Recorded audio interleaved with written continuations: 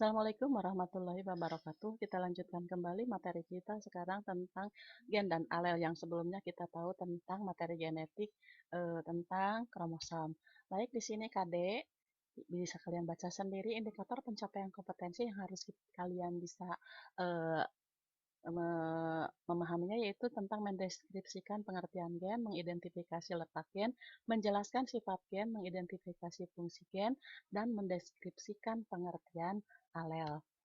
Berikutnya kita lihat sekarang adalah tentang gen dan alel. Gen adalah suatu unit terkecil dari materi genetika yang membawa sifat-sifat organisme. Gen adalah unit terkecil yang mengendalikan sifat-sifat hereditas di suatu organisme.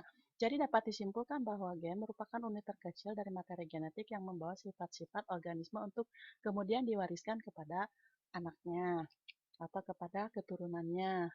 Baik, sekarang kita lihat penulisan simbol gen berkaitan dengan beberapa sifat. Di antaranya adalah gen dominan, gen resesif, gen heterozigot, gen homozigot dominan, maupun gen homozigot resesif.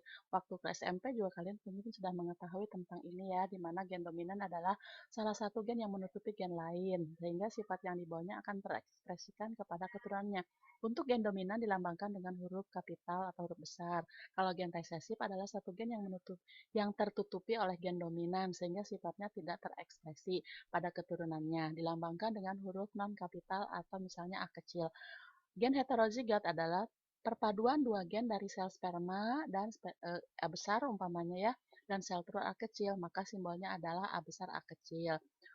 Gen homozigot dominan, dua gen dominan yang merupakan perpaduan sperma dan ovum, misalnya adalah A besar dan A besar dari sperma, A besar dari eh, sel telur.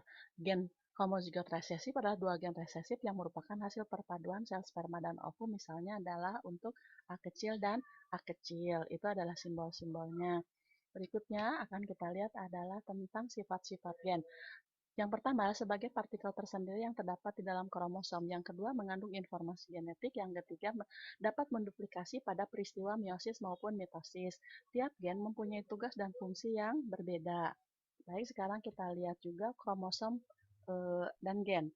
Bagaimana hubungannya? Kromosom mengandung DNA. Total informasi genetik yang disimpan dalam DNA suatu sel disebut dengan genom. Genom DNA tersusun atas gen-gen. Satu gen mengandung satu unit informasi mengenai suatu karakter yang dapat diamati. Gen merupakan fragmen DNA di dalam kromosom. Nah, sekarang berikutnya letak dan simbol gen. Baik, letak suatu gen di dalam kromosom disebut dengan lokus, atau tempat duduknya gen disebut dengan lokus, dianalogikan sebagai manik-manik yang berjejer pada seutas benang. Pada sel diploid memiliki dua lokus setiap karakter tertentu. Jadi kalau ini kromosom, yang panjang-panjang ini kromosom, maka ini adalah garis-garis ini adalah lokus tadi, di mana lokus itu akan diduduki oleh gen-gen tadi, bisa gen dominan maupun gen resesif. Nah, karakter suatu individu itu bisa digabungkan dari dua gen yang sepasang ini yang disebut dengan kromosom homolog. Bisa dalam keadaan heterozigot, di sini semuanya heterozigot ya. Nah, ini adalah letak gen dan simbol tadi. Berikutnya, kita lihat adalah macam-macam gen berdasarkan keaktifannya. Ada yang gen ekspresif dan tidak ekspresif. Berdasarkan sifatnya, bersifat dominan, seperti gen rambut keriting dan setengah dominan. Contohnya gen warna bunga, dan gen resesif atau gen yang sifatnya tertutupi. Fungsi gen.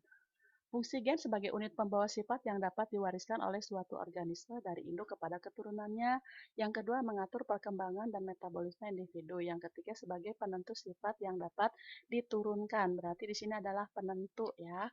Nah, alel adalah berasal dari kata aleleon, ya saling berhadapan, dikemukakan pertama kali oleh Patterson dan Saunders. Alel merupakan pasangan gen yang terletak pada lokus yang bersesuaian pada kromosom yang homolog atau kromosom kembar yang menunjukkan sifat-sifat alternatif sesamanya.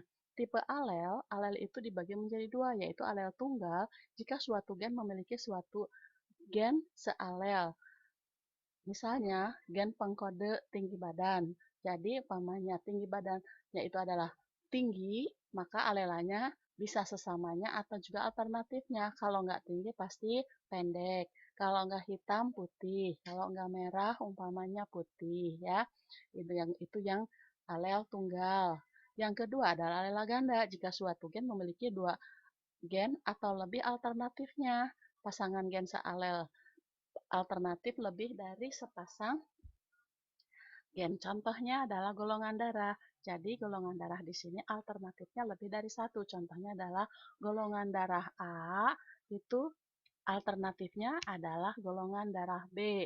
Kalau yang tunggal, tapi kalau ganda itu kalau nggak B adalah AB dan O. Itu adalah alela ganda. Contohnya di sini untuk Karl-Landsteiner. Penggolongan darah manusia ada 4 macam tadi ya. Ada yang memiliki golongan darah A memiliki alelnya adalah IA-IA dan IA-I0 dalam keadaan heterozigot. Golongan darah B memiliki golongan IB-IB dan IB-I0. Golongan darah AB yaitu gennya adalah IA dan IB. Sedangkan golongan darah O adalah I0 dan I0. Baik, sekarang kita lihat tentang letak dan simbol gen. Ada gen homozigot tadi, ada gen resesi, gen homozigot dominan, homozigot resesif, heterozigot, fenotip, dan sebagainya umpamanya ya. Waktu SMP sudah kalian lebih jelas lagi. Berikutnya kita mengetahui untuk menjelaskan tentang DNA. Pengertian di sini indikator pencapaian yang harus kalian itu adalah menjelaskan pengertian DNA, mengidentifikasikan struktur DNA, menganalisis proses replikasi DNA, menjelaskan pengertian DNA, mengidentifikasi struktur RNA, menjelaskan jenis RNA, dan membedakan eDNA dan RNA. Ya, baiklah. Kita lanjutkan sekarang adalah tentang asam nukleat.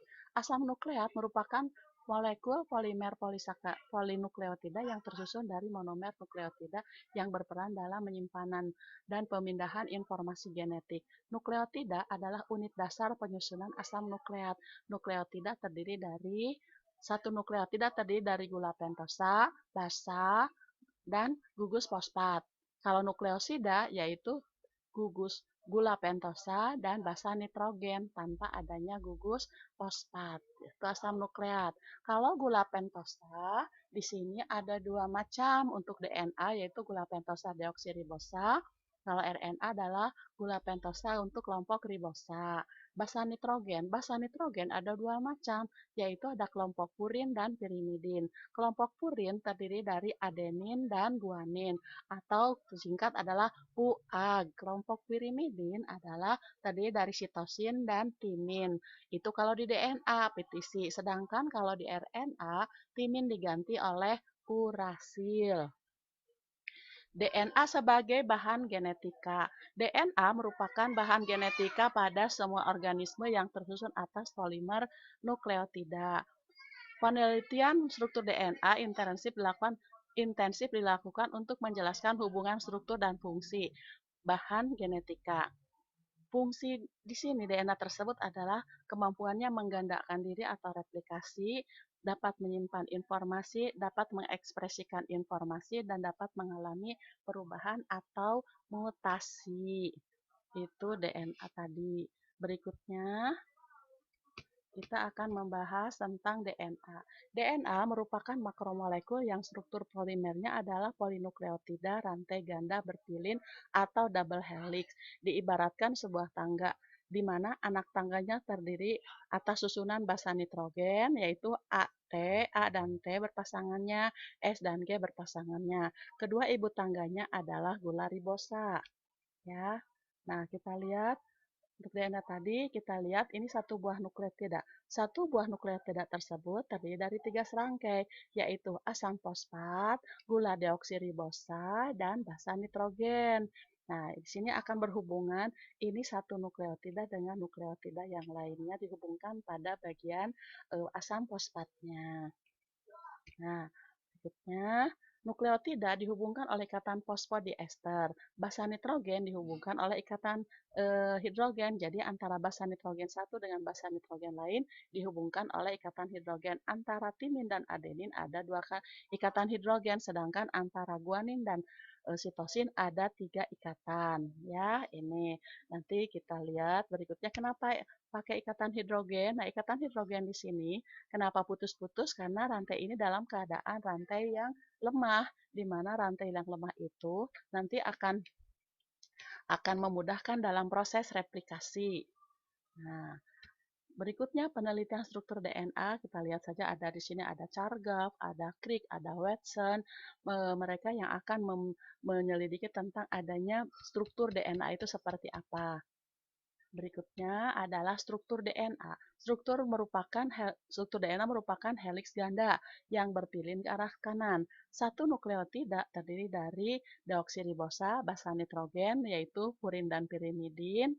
Nah, di sini untuk DNA tersebut adalah susunannya adalah ATGC. A dengan T komplemennya, C atau sitosin dengan guanin, dan terdiri juga gugus fosfat. Berikutnya, struktur double helix, bisa kalian lihat, itu ada dua rantai yang bergerak ke arah kanan. Jadi ini adalah ibu tangga, diandaikan ibu tangga, di mana anak tangganya ini terdiri dari basa nitrogen, ibu tangganya adalah gula deoksiribosa dan fosfat. Ya, pita biru menunjukkan rantai dua gula dan fosfat. Berikutnya, kita lihat susunan basa nitrogen DNA tersebut. Ini kalau tadi tangga yang pilihan tersebut diluruskan, maka ini seperti tangga tali, di mana di sini ini adalah dua buah rantai polinukleotida, ya. Nah, nanti dipilih jadilah DNA. Ini adalah susu ikatan hidrogennya. Ini untuk DNA tadi. Sekarang di sini untuk DNA tersebut juga ini ada yang disebut dengan polarisasi, di mana polarisasi itu adalah dari ujung 5 menuju 3 atau 3 menuju 5. Berikutnya untuk polarisasi tadi sudah kita lihat. Berikutnya adalah substansi DNA tadi, di mana DNA tersebut ini membentuk tangga tali yang dipilin. Ikatan fosfodiesternya antara satu eh, nukleotida dengan nukleotida lainnya. Nah, sekarang kita lihat juga ada yang disebut ketentuan Chargaff, di mana nitrogen dalam nukleotida tidak berjumlah sama, ya. Bisa dibaca. Berikutnya adalah replikasi DNA. Nah, DNA mempunyai kemampuan untuk mereplikasi diri. Jadi, replikasi DNA adalah proses penggandaan DNA untuk memperbanyak diri, yaitu membentuk DNA yang baru yang identik. Nah, di sini contohnya satu buah DNA ini. Nah, ini satu buah DNA ini akan membelah menjadi dua buah DNA yang sama persis dengan cara membuka pita pita dari DNA tadi. Yang satu membentuk pita baru dengan pasangan yang baru, yang lama juga membentuk pasangan yang baru lagi nanti, sehingga arahnya ke arah kanan dari satu buah DNA akan terbentuk dua buah DNA yang sama persis. Untuk replikasi DNA di sini ada tiga teori, yaitu teori konservatif, teori semi konservatif, dan dispersif. Teori konservatif yaitu apabila satu buah DNA ingin menjadi dua buah DNA yang identik, maka ini dengan seketika saja, dengan spontan, dia akan mengcopy menjadi dua buah DNA. Ini adalah DNA lama, ini adalah DNA baru, sehingga satu buah DNA menjadi dua DNA. Sedangkan dari semi konservatif, teorinya adalah dari pita double helix di sini, tiap pita lama yang biru di sini akan mencari pasangan sesamanya. Nah, di sini juga pita lama mencari pasangan sesamanya. Pasangan sesama yang baru itu adalah yang pink. Sehingga terbentuklah dua dua rantai DNA yang sama persis. Ini teori semi konservatif. Yang ketiga teori dispersif yaitu rantai lama mengalami putus-putus. Yang putus-putus itu nanti akan dilengkapi oleh rantai baru yang berwarna pink tadi, sehingga terbentuklah dua buah DNA yang sama persis. Yang diterima oleh para ahli adalah untuk yang semi konservatif, ya, yaitu di sini model kalau konservatif seperti ini, terus kalau yang semi konservatif seperti tadi, dan ini adalah model dispersif. Berikutnya, ini adalah enzim-enzim yang berperan dalam proses penggandaan tadi atau replikasi tadi. Ada enzim helikase untuk membuka helix tadi, ada enzim primase dan sebagainya. Silahkan baca sendiri. Berikutnya, mekanisme replikasi. Yang pertama adalah enzim helikase membuka heliks ganda protein, mengikat tunggal, menstabilkan yang terbuka untai lama disintesis eh, terus-menerus pada arah 5 ke 3. Pembentukan leading strand dimulai dari primer RNA yang disintesis enzim primase.